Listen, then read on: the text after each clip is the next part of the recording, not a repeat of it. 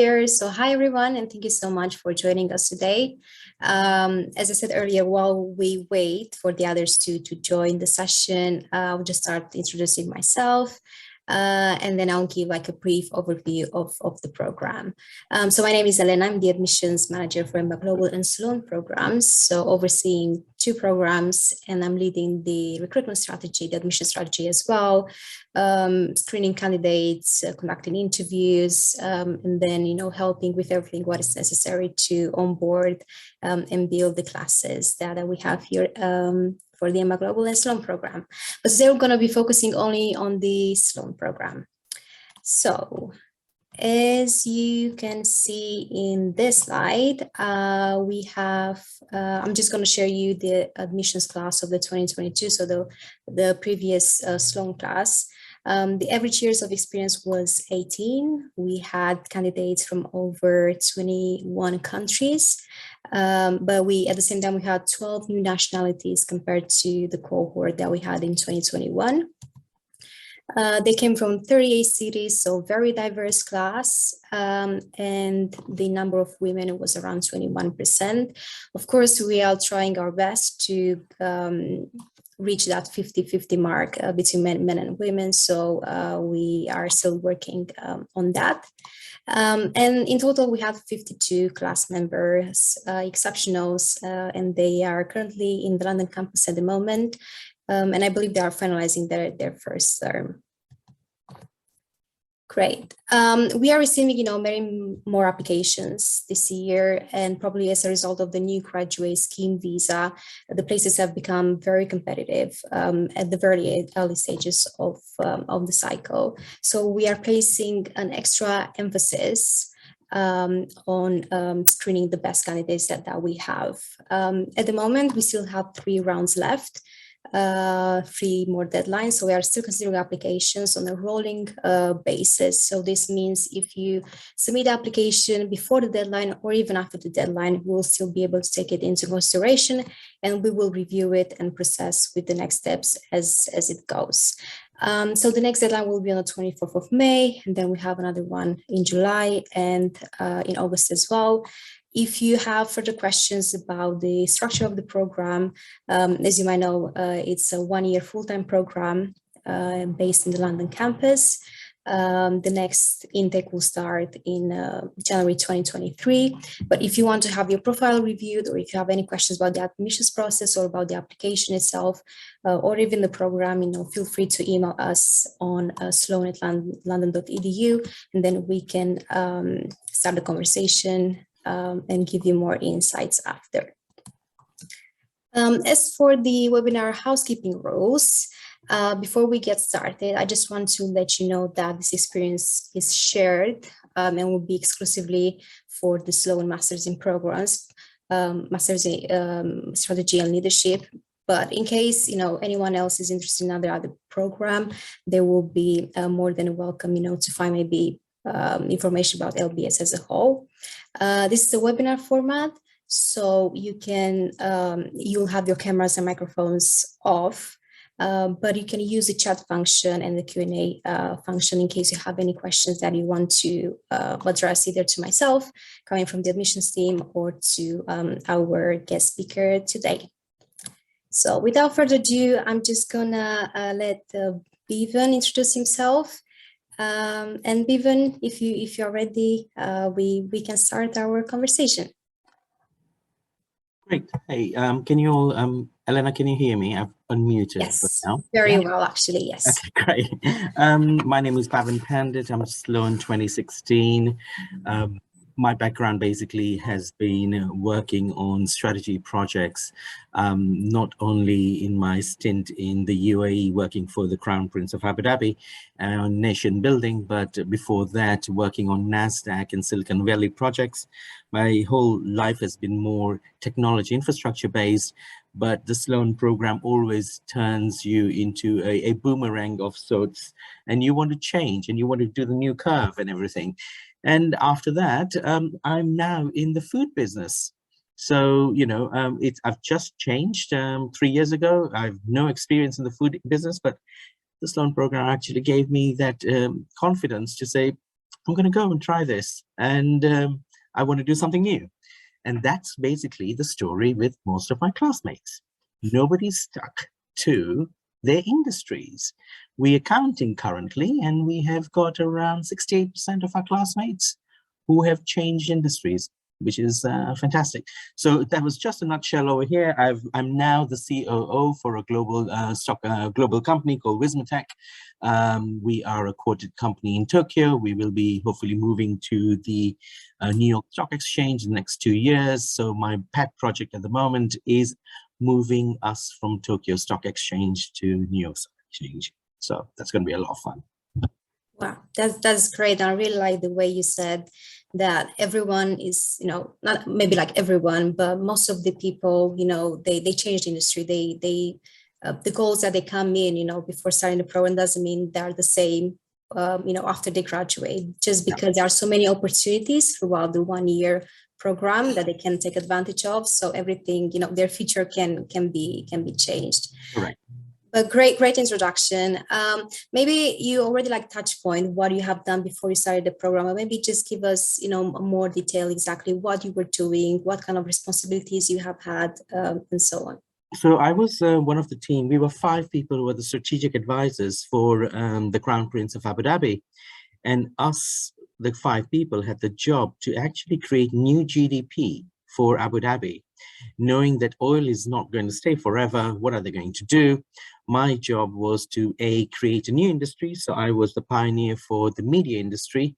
And my baby project was 2 for 54, create employment for the Emiratis, up to 12,000 people, create a whole campus where you're bringing, Apple, Google, CNN as anchor clients, basically attracting Hollywood productions to shoot in Abu Dhabi. And, our biggest ones were Fast and Furious. And while I was still there, it was, the Star Trek and Star Wars series as well. So that was the fun thing which we were doing. The good thing about it is my background in startups. You can actually utilize that knowledge on a bigger scale. So you're not having to pay the McKinseys of the world who charge you the billions. So you basically, what they wanted to do was people who were hands-on. And I actually enjoyed doing that. After my media project, they wanted me to bring education to Abu Dhabi. And my pet projects over there were New York University and the Sorbonne, 2 large, well-known universities, bring them to Abu Dhabi, again, to attract a pool of people from different parts of the world who will stay in Abu Dhabi and create that rich culture which they wanted. So I was in Abu Dhabi for 7.5 years, where I was doing an average of 10 days Abu Dhabi, 4 days London, because my family never moved. And after that 7.5 stint, I was actually drained of traveling. I didn't want to travel anymore. And I wanted to come back and to London, my base, and reinvent myself and reconnect with all my links. My links had fallen off. I was very much well known in Dubai and Abu Dhabi, Saudi, Bahrain, but what my core was Europe. Before that, all my links were dry. So I basically thought, okay, I have not got a university degree. I have got a rich amount of experience, which I can actually use. I don't know if my practical knowledge or how I implement everything is the right way to do things. Let me see what book knowledge tells me. And one of my colleagues was an Ember from LBS. And she said to me, Bhav, you shouldn't do an Ember. I think you'll be better, more suited to the Sloan program, because you can go back for 1 year full time. You've got 20-year plus experience. Why don't you look at this? Because that will actually be more, the people in your cohort will be up to your standard. They will actually replicate what you're doing as well. So that was the interesting side of it. And that was, my reason for actually coming back to London and, saying, let's start afresh from scratch. I had no connections. What am I going to do? And I applied to LBS for the Sloan program, and I got selected. Wow, that's really interesting. I really like how you had this connection from an EMBA, fellow. They recommended you to the Sloan program. Of course, Sloan is different from an EMBA program. First, in terms of the format, in terms of the seniority level of the candidates that we have in the programs.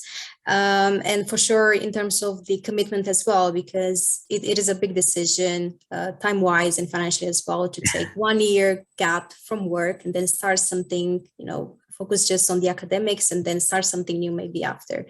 But really nice story. And this is kind of the stories that we like to share with our candidates.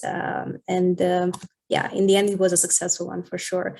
Yeah. But when you came into London, you moved here, how was the transition and what kind of goals you had, from the program itself? In what way? Like what were your goals? What do you want to achieve from the program? What do you want to do after graduation? Well, remember my background was, I've been out of circuit from Europe, okay? And 8 years is a long time to be out of circuit from an arena. I wanted to, reinvent myself totally. I'd given myself a target. I'm going to go in and immerse myself in the program. Unless you immerse yourself in the program, you're not going to see those vital changes or the nuances, because you need to be dedicated to reinvent yourself. It's not going to happen by magic, or someone's not going to switch on the light for you. You have to switch on the light yourself, So that was one thing. The other thing which I wanted to do was basically, manage myself, manage my expectations. A lot of people go into these kind of programs with the world of expectations, okay? And I just said to myself, no, I'm going to do it piecemeal. I'm going to do it piecemeal because I want to see, how has my thought process changed over the 1 year when I'm actually doing the Sloan program. So I wrote down my expectations from the program at the beginning, on the day one, and I left it there. I did not look at it till my first term was over, end of March. And I looked at it, I was like, oh, no, that's not what I want. No, this is wrong. And I changed it. That happened again, end of June, before we went off to San Francisco. Okay, I changed again. In September, when my electives were happening, I changed it again. And in December, the final one, I changed it. And I saw myself progressing. And I was thinking, why did I have those expectations? But that it was my thought process that was changing by the people, the vast amount of knowledge that's floating around this place. It's a pressure cooker environment. So many clever people around you who are giving you these wonderful ideas of, let's do this. At one point you want to be an entrepreneur, the next you say, nah, actually that's not for me. I want to change something else. But there's this constant knowledge flow happening. And that actually helped me manage. One thing that happened for me was basically, I learned was managing myself. Okay, because without this management of myself, I could have gone haywire. The time of 1 year is too short to do a lot of things. So you need to manage and say, what are my priorities? I always prioritized it. Top 3, boom, go for this. What was going to happen with me? How was I going to beat the system of electives, and how are we actually going to strategize about it? Because you don't want to use your maximum points and all that stuff. And my class was really good about that kind of stuff. We basically beat the system. We beat LBS at its own game by playing with 1 point each. And that was the clever idea doing around. So for me, reinvent myself, change my practical knowledge and match it to book knowledge and see, what do the professors think? Have I been doing something right? I must have been doing something right because my jobs were successful jobs. So in that way, I actually, managed myself. I actually got to know myself better. And then we took it from there. But there's some bits of it, which I can talk about later on. Okay, great. And you mentioned something, of course, that you exposed to new classmates, those people who had a lot of experience in other domains. What were the industries or perspectives that you were exposed to, and they shaped, they helped to shape your experience, like overall in the program and even after? Yeah, so you have your standard, okay? I call them standard, but we call them standard in LBS, but in other places we wouldn't be standard. You have your investment bankers, you've got your PE group people in there, which is a standard for LBS. Everybody's got that. But what I liked was the outliers, okay? The outliers. An inventor in AI, okay, was in my class. A judge was in my class. A mayor was in my class. I had a high commissioner in my class, you know, and just understanding their viewpoints and how that works through, that was more interesting than having your standard, you know, bankers and PE guys, you know, because you would actually say, what's your world like?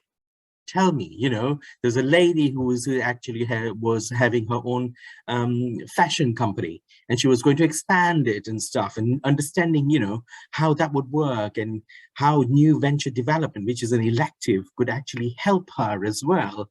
So there was a whole lot of things that was going through. We had managing directors, don't get me wrong, we had CEOs, managing directors, you know, senior cohort in there, but it was fun trying to actually see the people you would never have seen in a class before and thinking, okay, great, you know, or designers, designers from branding and marketing areas, you know, they're working for world-class agencies. And when they actually present that work, if they are in your group, you're going to have the most stunning piece of work presented over. So, you know, actually, I'm going to get a good score over there. So, but yeah, we had a very vast selection of people, the backgrounds. Entrepreneurs were, you know, there were quite a few entrepreneurs in my class, but they were all very, very different entrepreneurs. People who were entrepreneurs with 16 to 18 companies, or people who were entrepreneurs with 5 companies, you know, and how they would work through it. And that was the interesting bit. And then you see the conflict between the investment bankers and the PE people. You know, the one-upmanship that would happen is fantastic. You're not going to get a free show like that anywhere else.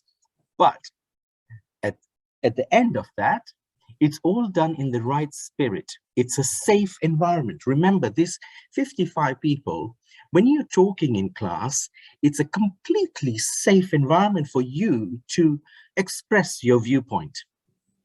And that's what was good about it, because no one took it personally. Everybody said, your turn, boom, do it. You'd express your viewpoint, but respect the other people. Do not get too much of airtime unnecessarily. You know, that respect level went through only because all these people had roughly 18 to 25 years of experience. People knew how to behave in a class. So it was quite an interesting one. Okay, brilliant, brilliant. So then you had probably a good study group as well, very diverse as I can hear. Well, my study group was crazy because my day one, we were told this is your study group. And I had a politician in mind who said to everybody saying, I have people like you who work for me. I had a Italian CEO who said, I don't do the basics, you'll have to do it for us. And I had one person, I won't name the country, said, I've got anger issues. And one person actually came out to us for the first time in their life in the first meeting. And we were like, what has LBS actually done to us? Because we are the most wrong team members. The idea was actually making sure we work together and how we find the balance to work together. And we found it within the first week, you know, because everybody was like, this is going to be compromised, guys. We all come from a different background. So one thing I suggested is throw your labels out of the window. Throw your labels. I'm a CEO, I'm a judge. Throw that all out. We are first name people. We have got no restrictions over here. We're going to work together. And that helped us out. And 6 years on, 2 of the people from that group are my best friends. So it just shows the people you never thought you would get along with, they become lifelong friends for you. So that's the fun side of it. Brilliant, brilliant. I really like that. Yeah, brilliant. Great. Now just looking at the classes that you and the actual curriculum that you have studied. What have you learned from the core modules, if you remember, and then that you still apply at the moment? Okay, so, you know, the main thing was basically in the core sections, One thing which no one should forget, Jessica was our strategy professor. Mm-hmm. She never let us forget who, what, how from day one. Okay, who's your customer? What are you serving them and how are you serving them? That's become my mantra for life. Whatever you do, you're thinking who, what, how every single day, every single day. And that's the most amazing thing. You know, you're like, that lady was so good at her job that the entire class, you know, would say things about her, but then say, you know what, but she's amazing. You know, she's so good at her job. And same thing happened with our finance professor, you know, because we had people who are not from a financial background, but they had to sit a finance exam as part of their core subjects. That was very difficult. How did we cope with that? Was the people from the finance background, like myself, were doing tuitions of groups of 5, you know, and people were taking 5 people who are non-financial people and teaching them. Okay. And that was quite cool because we were just like, this is what we wanted to do. At the end of the day, no one was saying, I'm going to score more than you. What we wanted was all these non-financial people to pass their exam. We didn't want a failure rate in the class. That was the whole thing. So for me, look, strategy, my finance is there because I'm always acquiring companies. I have to use that. You know, marketing again was a wonderful, I mean, I have to do it because I work for a multinational over here. I have to look after 19 companies. So all my core subjects were valid. They were valid. I think the program's changed now, but my term 1 was super packed. We had no space for anything, but we had to get them out of the way. And, you know, there was a big celebration when the finance exam finished because we got champagne after that. So, hey, you know, but, you know, to make it very short, the core subjects are necessary. They are your building blocks, because once you go into your elective area, that's when you start specializing. So what you want is, let's have an equal platform for everybody. Once that equal platform comes through and you have your base knowledge, you will not realize, but you will be using that base knowledge in your electives. You know, just because you've learned it and you'll be going, okay, fine. Strategy, what did Jessica tell me? Okay, you're in a class of strategic innovation with Costas Markides. Oh, he's going to be teaching about this, so I can use some of my knowledge over there. Or achieving a strategic agility with Julian Birkinshaw, you know, fantastic professor, but I'm still using Jessica's knowledge over there.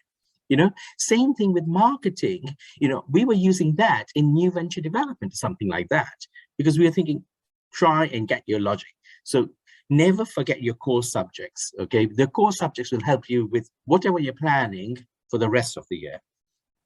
Great. They're still intense, I would say, for the first term is still, but I think it's getting more intense in the second term and then third term when you have some of the core modules still to do and then the electives as well.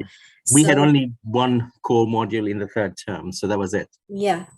No, but yeah, the structure is still the same, and yeah, unfortunately, the rigorosity of the program remain, because we have to, of course, ensure there's still like this academic excellence that we have had over the years, for sure. You mentioned about the electives, by the way. What do you have any suggestions for the electives that anyone should choose? Anything in particular? I'll tell you what I did. I did a lot of research before I came over to LBS. I'm a Boy Scout. Mm-hmm. A Boy Scout always does research and gets prepared. And I wanted the 3 superheroes of LBS to teach me. So it was Michael Jacobitis, which is corporate turnaround, Julian Birkinshaw with strategic agility, and then Costas Markides with strategic innovation, only because Costas Markides is a masterclass, okay? That's the guy will walk into class without any notes or anything like that, and he will spend 3 hours teaching you something through just his head. And when he's done, you just think, I got every single word of you. Not every single lecturer can do that magic. So they were my 3 main ones which I was going for. But then I was also wanting another superstar, which was Nero Sivananthan. Nero is absolutely stunning at bargaining and negotiations, okay? If you want to know, if you're in the procurement industry, if you're in a sales industry, and you want to know, what am I going to do over here? How do I improve my skill set? This class is all about role play. You are taught something, and then he matches you to somebody, and you have to basically work through that negotiation. And you will have one negotiation which will last up to the entire period of all your course. So you have 10 classes, there'll be one negotiation that goes on till the last one. And that I have never seen some people, and he mixes people as well, people getting frustrated with themselves because the negotiation's not working. I won't give away the details because it's a fun thing for you to actually do, but for us to be in that environment and then thinking, actually, you are part of this negotiation. You forget who you are. I mean, that only someone can do it like that. Nothing happens like that. And just to watch how people react to you, and also be observant about other people in the room, the silent types. How do the silent types use their silence to improve negotiation skills? Because they're listening. So, I mean, Nero was great. I also like, was it Rupert Merson? Rupert Merson was fantastic as well. Dominic was great as well. So, I mean, I ended up doing 10 electives because I just wanted to do electives. I kept on going on and on because I just went for it. So, and there was a great thing to do, basically. Great.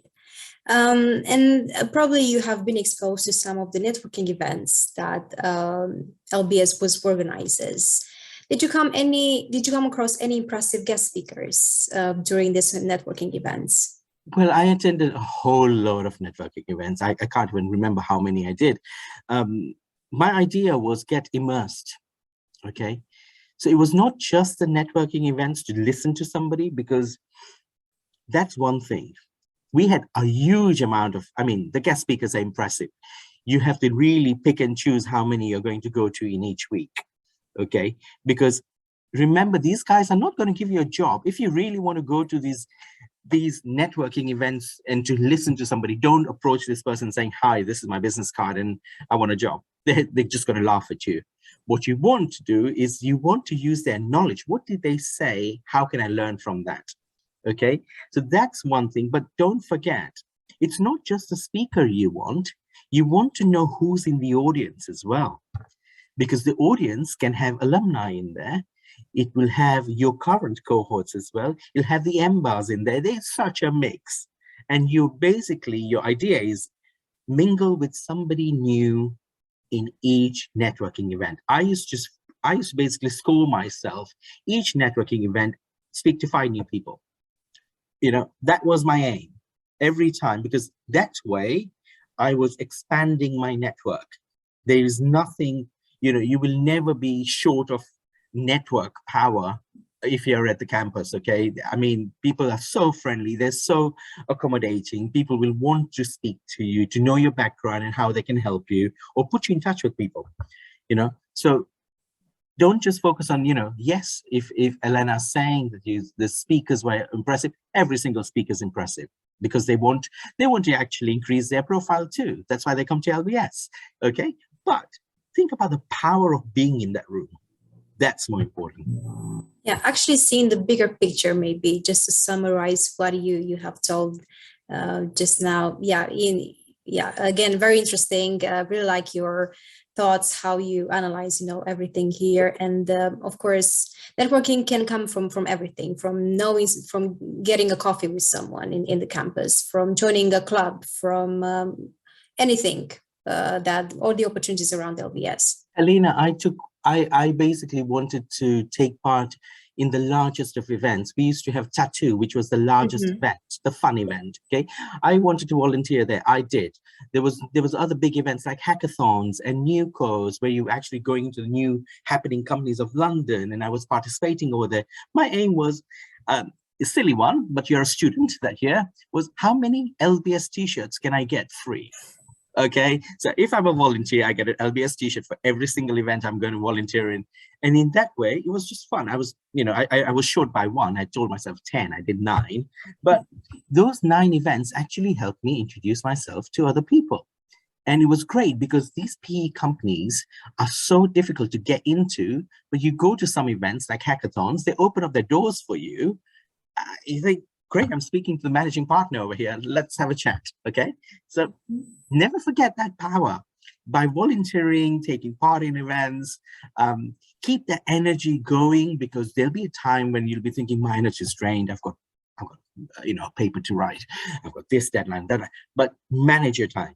Manage your time so well, because then you never have this rush.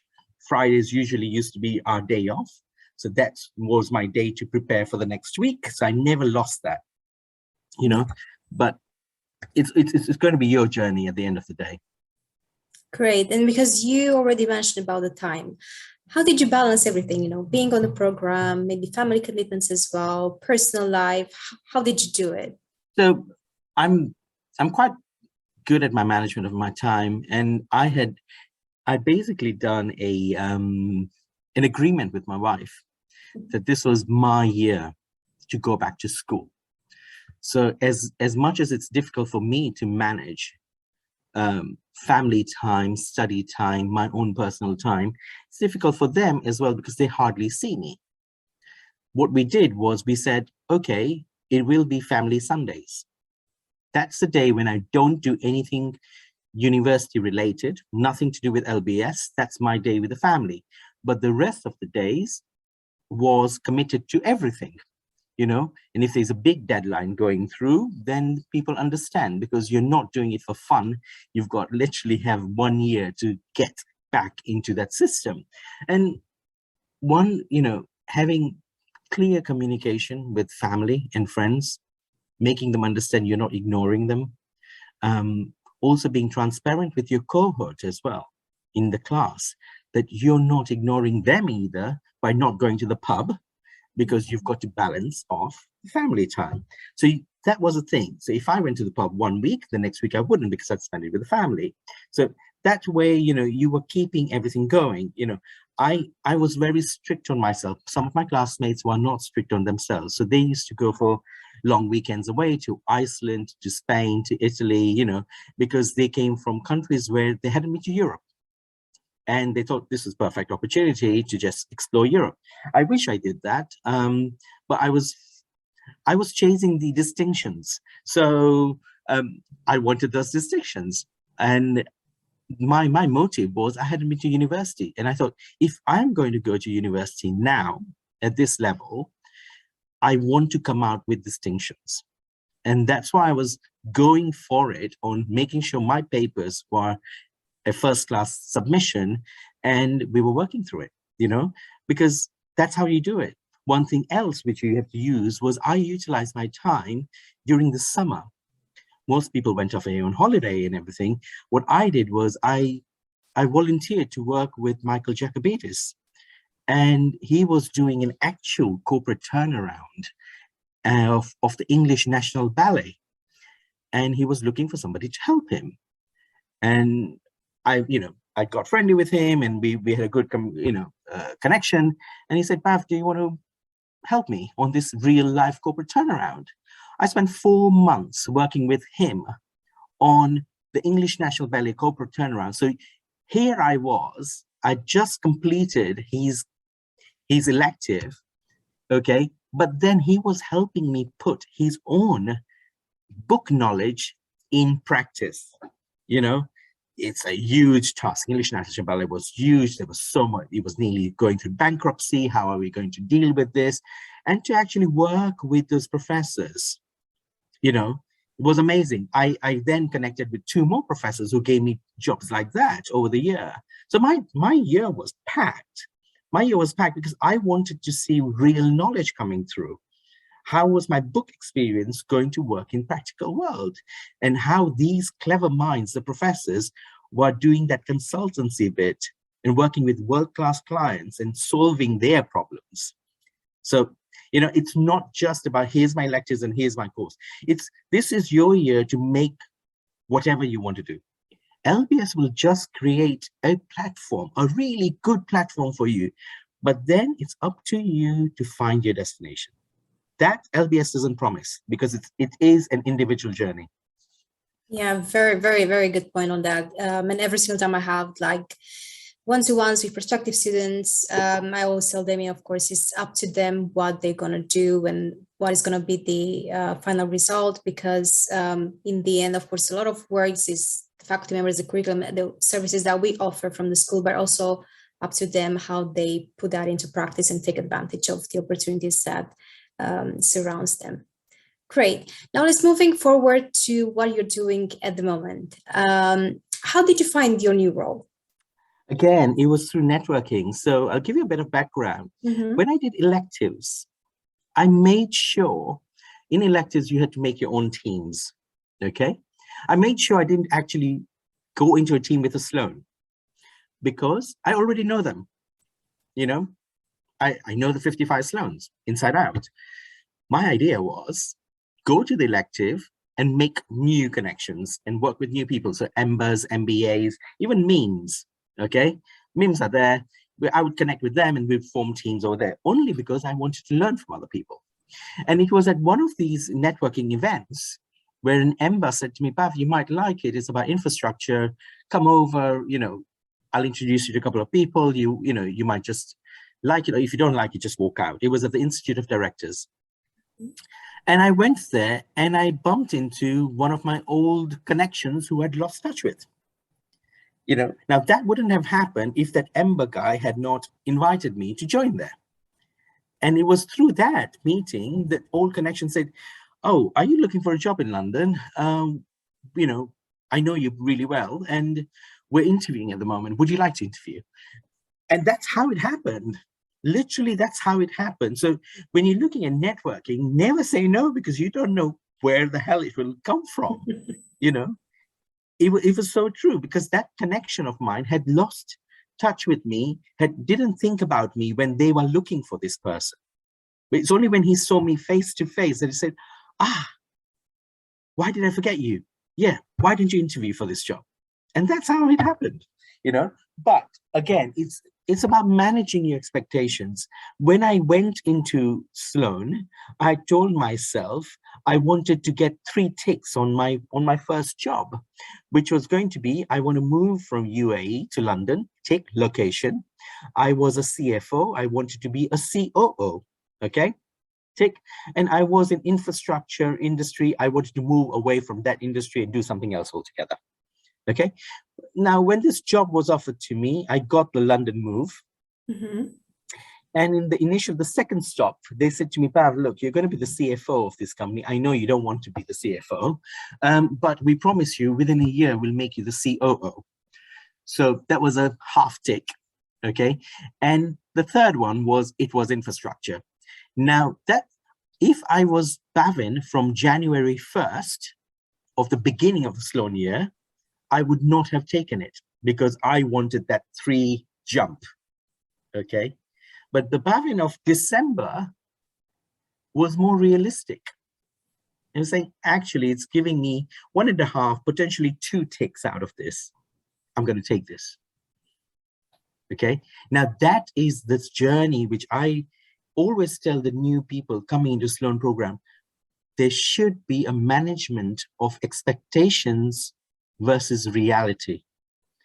I got my 2 ticks in that company, and then this company, which I am on, is basically a board member in my previous company. It was also a board member in my current company. And she said to me, I think now you've done your bit over here in infrastructure, I think you should go into food. And that's how my introduction happened. I have not had my jobs via recruitment agencies or anything like that. It's literally from connections. Connections coming over to me and saying, hey, this is your next job. Would you like to interview for it? So now, after 6 years of my Sloan program, I have got all 3 ticks. That's what I managed myself that way. If I had not taken my first opportunity, I don't know where I would have been. So manage your expectations versus reality and see where we are going. Everybody will have individual journeys for that. So, you pace yourself, but look at what's important to you.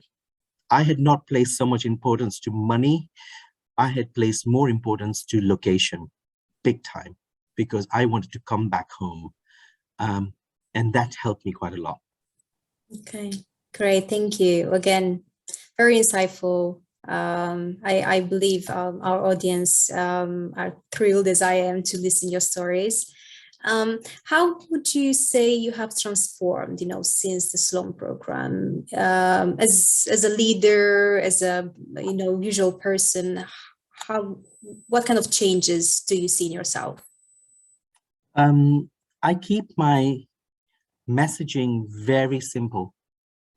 I try to keep my messaging clear, concise. And what I've learned by being in the Sloan program and working in the different groups, taking on the different electives, is be transparent. If you're transparent, you will basically work better with people. People will follow your lead.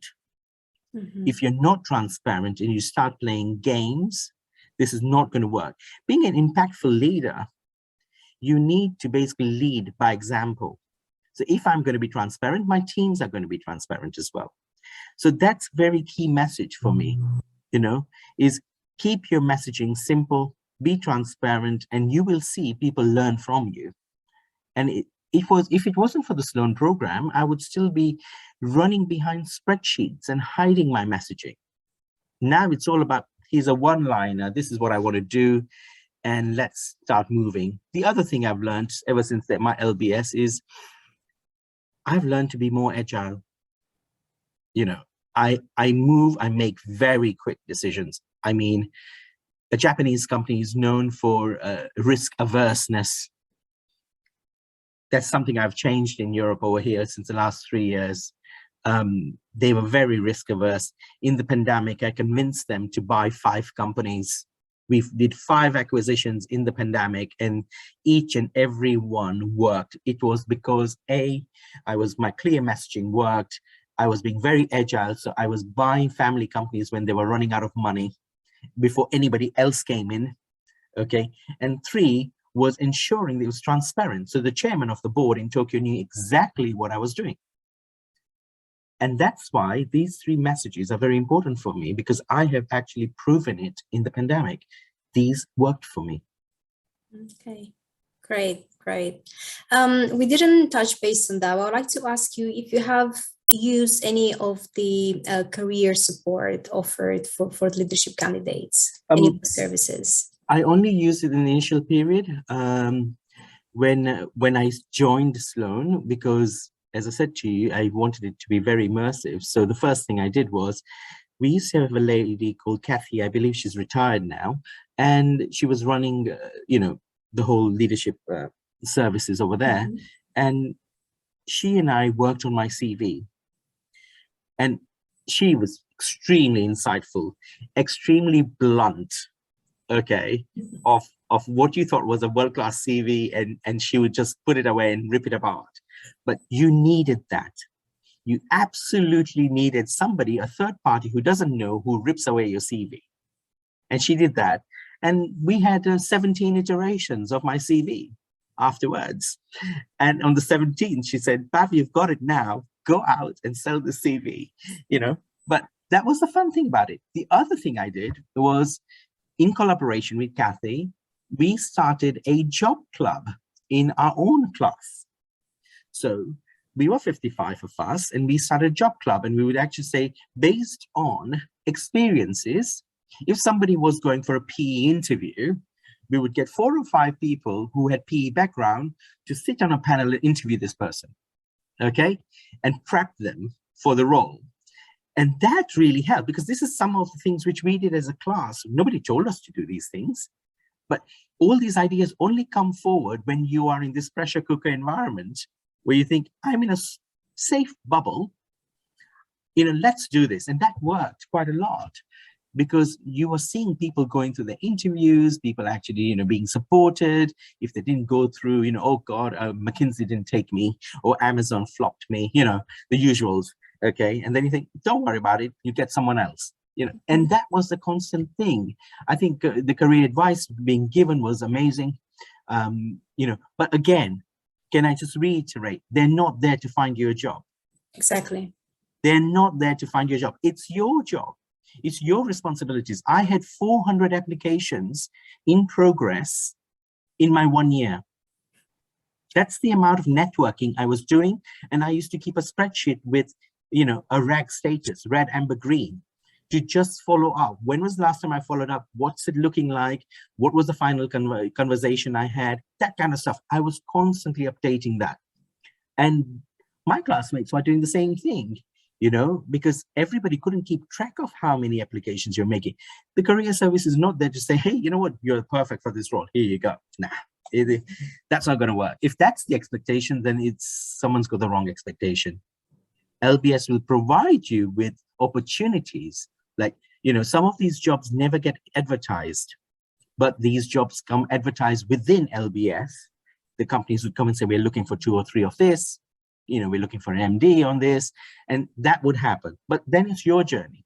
You prep for it. Career services will help you prep for it, but they won't actually say, we'll put you in through the door. One of the examples we did is one of our classmates was a partner in a top 4 company, accounting company, and he was fed up with being a partner, and he wanted to teach. So, and he's pretty good at it. And career services introduced him to somebody inside business school. Okay. And said, now it's your journey from there. We've done the introduction because we had a connection.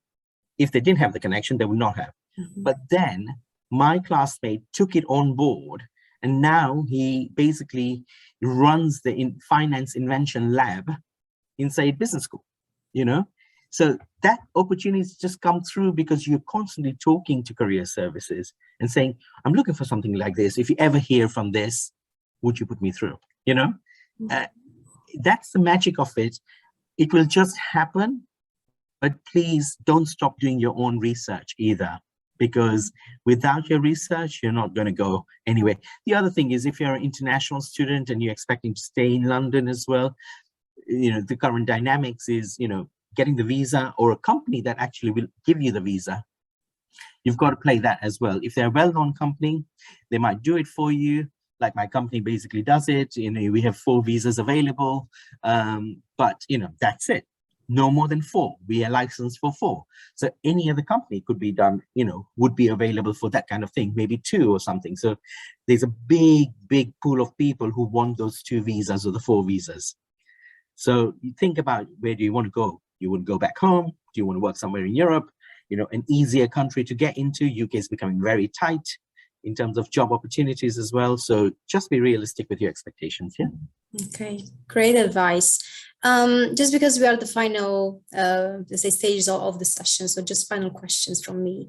Do you have any regrets? If you would have done something differently, maybe throughout the program, or any other electives to choose, or anything else to do throughout that 1 year?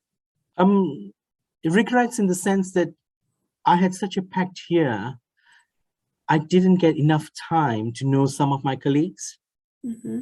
Okay, because by term 2, you start having your own cliques and the 10 friends who are always together, but not all the 55 of them, because everybody starts having your groups. And I think that was my biggest regret. I still wouldn't say I know all 55 of us.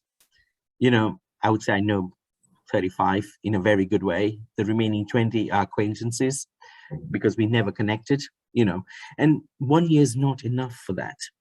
So if you have, guys, look, we have a wonderful pub, which is at our doorstep.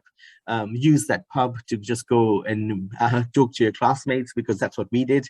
And that was the best way, and sundowners, use sundowners to talk to people who you never talk to. We used to use sundowners as a way to basically find new friends in the class.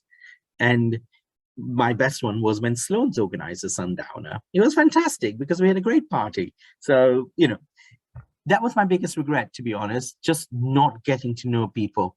I was so academically inclined because I wanted those distinctions that I used to hide myself in a room doing assignments, you know.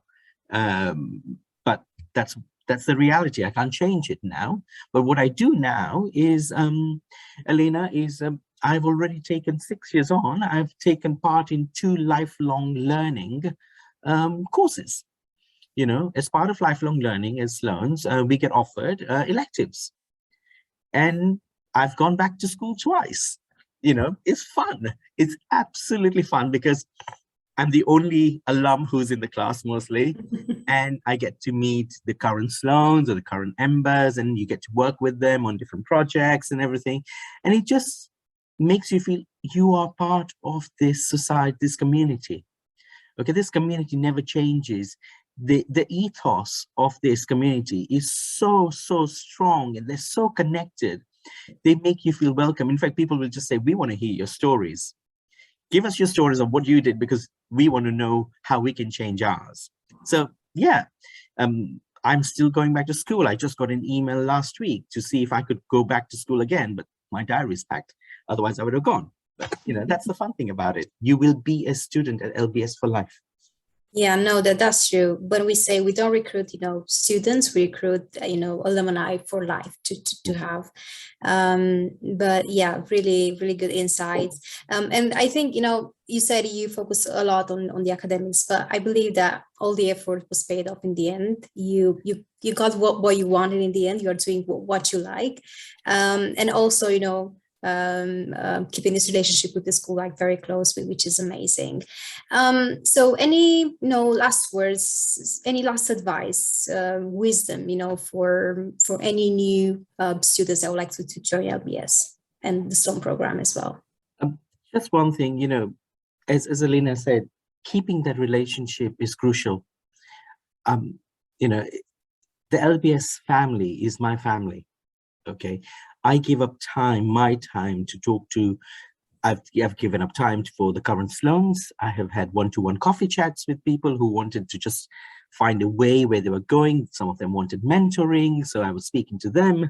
I spent my last 3 months now speaking to the current Sloans, because they connect on LinkedIn and then they say, coffee chat, tell me where my career is going wrong. Okay, and utilize that.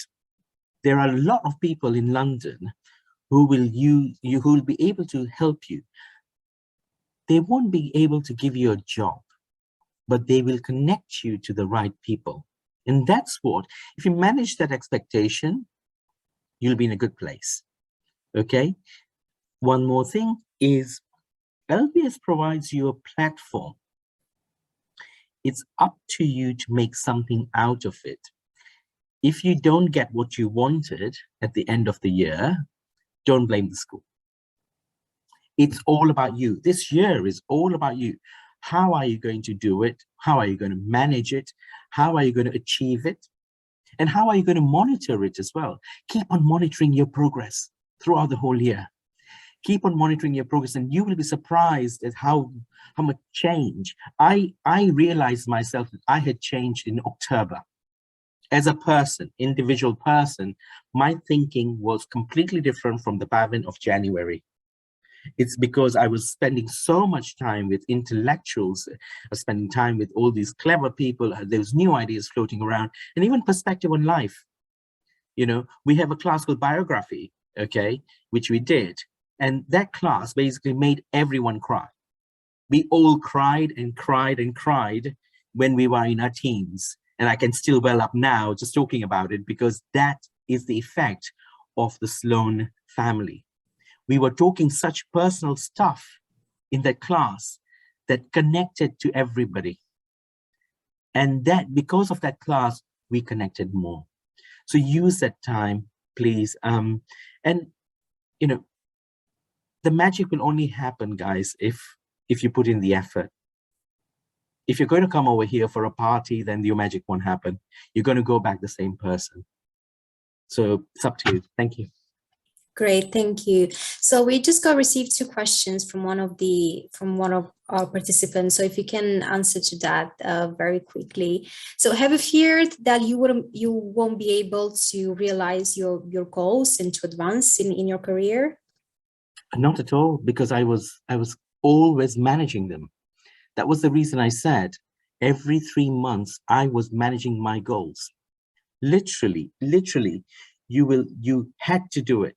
One of the tricks I used was when I joined LBS, my aim was to settle down very quickly.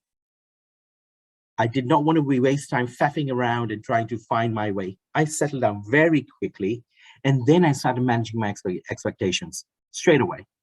You know, by February, I was even doing my CV, you know, because I knew I would have so many reiterations to deal with. It's only in April that my CV was finalized, because you have so many other commitments going on. So manage it, and then you're looking at it and your goals will actually come through, and you're changing your goals as well, because you're changing as a person. Don't forget, you will change. If anybody tells me they didn't change, there's a problem there. Okay, great. And what was your biggest challenge, in the program? I think I can, you might think it's natural for me to speak like this. I used to be an introvert, okay? And my issue was I could not speak in public. And now this man speaks in public. You wouldn't say that. Okay, so I could never speak in public. I had a fear of people, and I had a tendency to clamp in. And I was really, on day one, I felt clamped in because I was thinking, what am I going to do? These 55 super clever people are in my class, you know? And then Costas Markidis told me, Bhaven, I want you to join the Toastmasters Club. And there was, there are clubs over there. And that Toastmasters Club taught me public speaking. I used to go and practice public speaking once every 2 weeks. And that has changed me. More than the academics, it was me. How do I change? I keep on saying I reinvented myself. This was my big reinvention, an introvert changing into an extrovert. Okay, and this has got nothing to do with academics. I wanted to change myself.